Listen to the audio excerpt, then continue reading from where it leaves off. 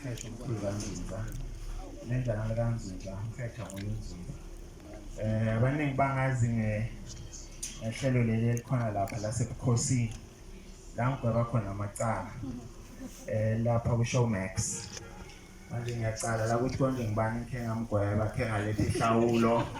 So nangabe uyazazi ngibawa ukuthi ngilapha letha ihlawulo emtshade leyo. Ngikhamba nenkosi la uSogutshe inkosi yasePole office. So singilotshisa nonke besathokoza ukuthi nikhona la. Utata uthile awawina wabe wasenzela umnyanya-ke siyathokoza bese ukuphuma nini siphumula ukugweba amacala phela sagweba amacala diniwe Nhleke.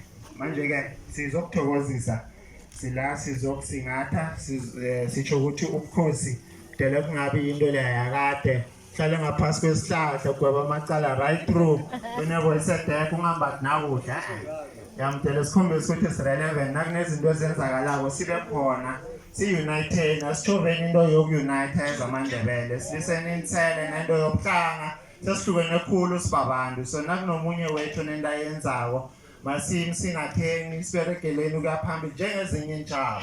AmaZulu ayazi ukuthi anemihlobo eminingi mara kunento ethi Zulu bayayihlanganela. Nathi nakunento ethi Ndebele asikimeni siliseni pride sikhambeni sokubereka so that we can be recognized by the international community.